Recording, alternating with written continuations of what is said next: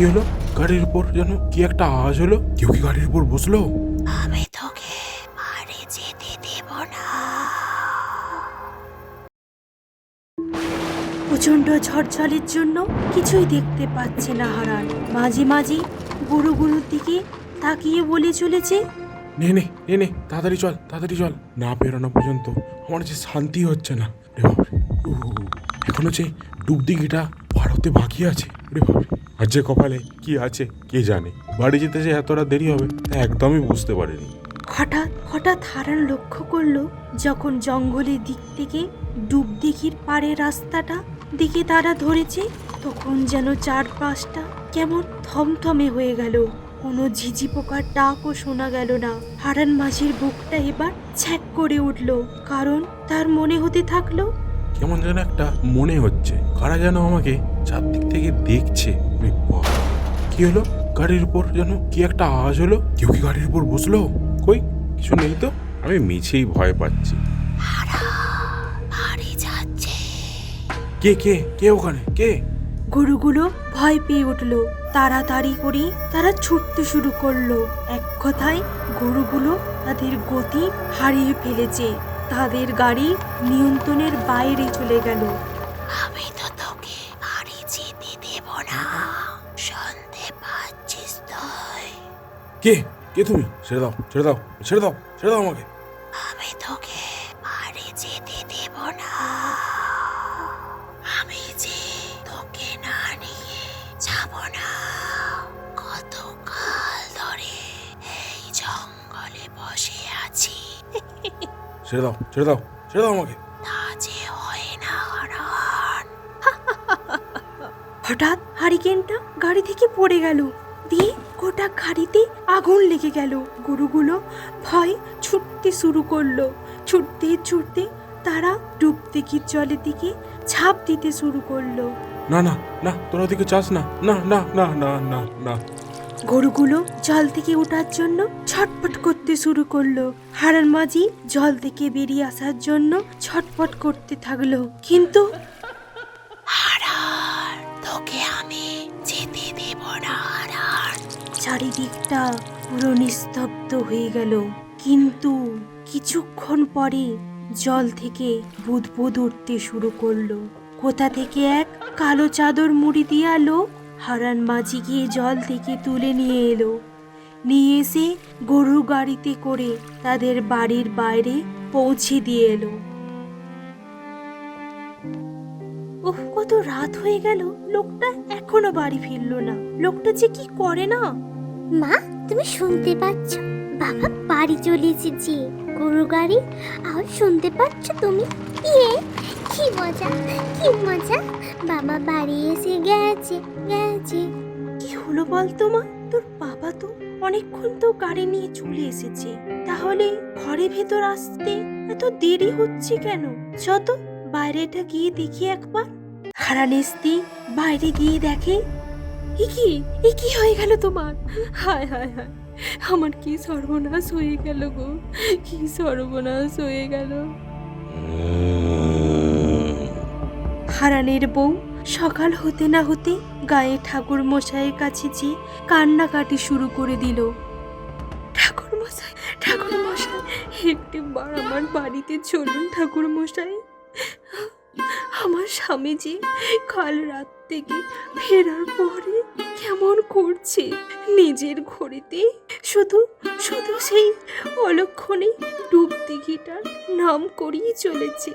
দয়া করে একবার আমার বাড়িতে চলুন ঠাকুর মশাই, দয়া করুন। সে কি কথা? আমি তোমাদের বাড়িতে এক্ষুনি যাচ্ছি। ঠাকুর মশাই বাড়িতে গিয়ে হারানকে এক গোল চক্রের মধ্যে রেখে বিশাল যজ্ঞ শুরু করলো। ফট ফুট ফুট ফুট ফুট ফট ফটাস। খানিকক্ষণের মধ্যে হারান কাঁপতে শুরু করলো, তার দেহটা ছটফট করতে থাকলো। তারপর তারা দেখতে পেল তার মুখের ভেতর থেকে কালো ধোঁয়া বেরিয়ে যাচ্ছে। মা, এখনই ওর মুখে জলে ঝাপটা দাও। এখন ওর সব বিপদ কেটে গেছে। হারানের স্ত্রী জ্বরের ছিটে মারতে না মারতেই হারানের জ্ঞান ফিরল। তোমার কি হয়েছিল বলো তো? তুমি কেন ওই ডুবদিঘির নামটা বারবার করছিলে? হারান ডুবদিঘির নাম শুনতে ভয় কেঁপে উঠল। আহা, তুমি ভয় পেও না। এখন তুমি নির্ভয়ে বলো তো, কাল রাত্রে কি হয়েছিল? আমার রাতে বাড়ি ফিরতে অনেক দেরি হয়ে গেছিল, তাই আমি ওই ডুবদি থেকে বাড়ি ফিরছিলাম। সর্বনাশ! তারপর কি হলো? বলছি বলছি বলছি ঠাকুর মশাই, হঠাৎ যেন আমার মনে হলো আমাকে কারা যেন চোখে চোখে রাখছে, আমার গায়েতে হাত বুলিয়ে দিচ্ছে, আর তার মধ্যেই হঠাৎই আমার হারিকেনটা গাড়ি থেকে পড়েছে, গাড়িতে আগুন লেগে যায়।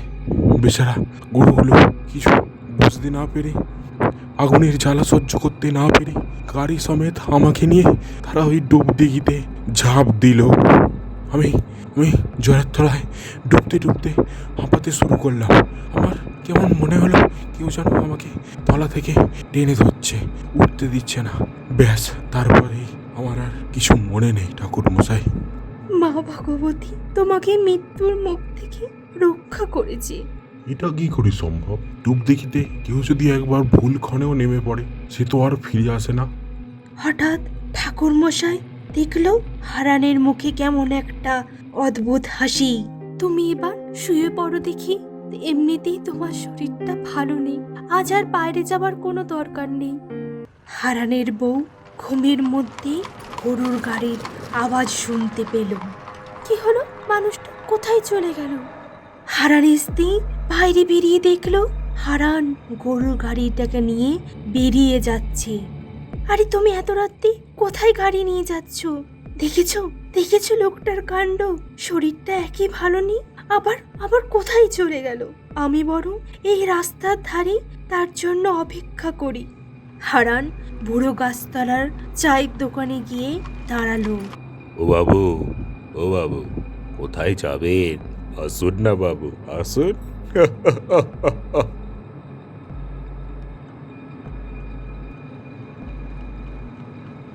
এই তো এই তো এদিকেই আসছি। কি হলো গো? কি হলো? কোথায় যাচ্ছ তুমি? ও, মনে হচ্ছে রাতে কোনো ভাড়া এসেছে হঠাৎ করে, কিন্তু আমাকে তো একবার বলে যেতে পারতো। যাই হোক, বাড়ি যাই, মেয়েটা আবার বাড়িতে একা আছে। সকালবেলায় হারান মাঝির বউ শুনতে পেল। কি হলো? ঘামে চারদিক থেকে এত কান্নাকাটি আওয়াজ কিসের?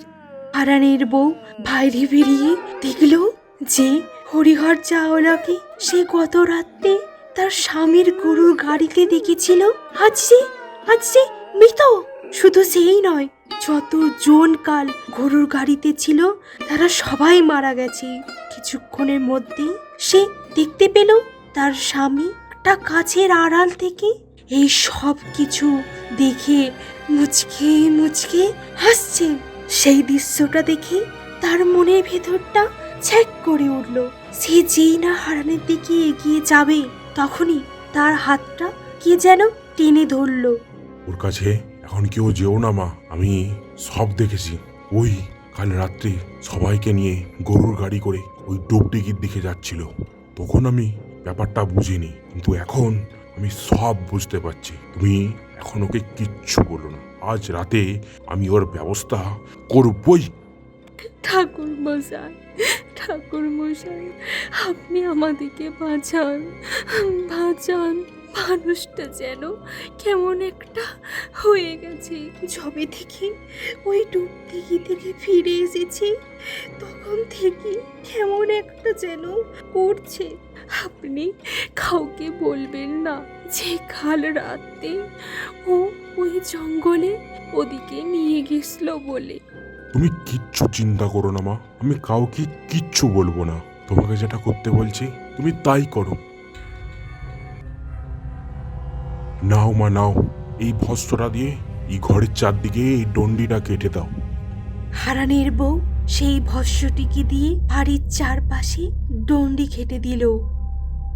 খানিকক্ষণের মধ্যেই হারান ঘর থেকে বেরিয়ে পড়ল। সে এদিকে ওদিকে পাগলের মতো দেখতে থাকলো। সেই এদিক ওদিক ভালো করে দেখে যখন বাড়ির চৌকাঠে পা দিল, কি হলো? কি হলো? আমি আমি ঘরের বাইরে থেকে বেরোতে পারছি না কেন? না না না বাবা বাবা তুমি এমন কেন করছো বাবা? মিলিমা, মিলিমা, ওদিকে যাস না। আয় মা আয়, ওর কাছে আয়, এখানটা একটু ঝাড় দিয়ে দিয়ে দেখে নি। মিলি তার বাবার চোখের দিকে তাকাতেই সে বাবার কথা মতো কাজ শুরু করে দিল। ওই তোরা আমার কিছুই করতে পারবি না, কিছুই না। সঙ্গে সঙ্গে হারান মিলিকে নিয়ে গরুর গাড়ি করে ডুব দিঘির দিকে রওনা দিল। ঠাকুর মশাই, কিছু একটা করুন, আমার মেয়েকে বাঁচান।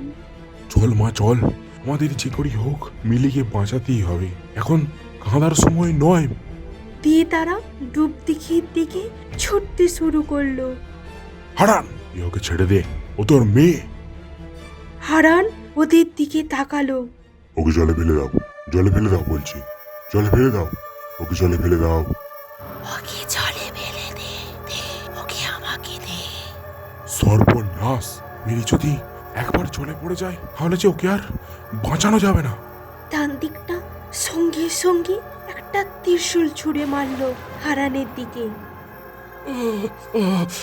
তান্ত্রিক ছুটে গিয়ে মিলিকে কোলে করলো। মা তাড়াতাড়ি এখান থেকে পালা, এখানে আর এক মুহূর্ত দাঁড়ানো ঠিক হবে না। যেই না হারানের বউ পালাতে যাবে, বুকটা কষ্ট হচ্ছে বউ, তোমরা আমাকে ছেড়ে দেবে, ছেড়ে যেও না বউ।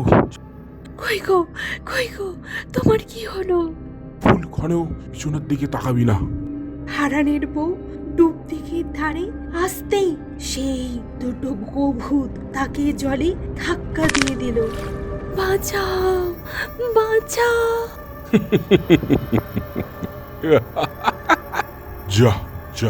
যা সব শেষ হয়ে গেল।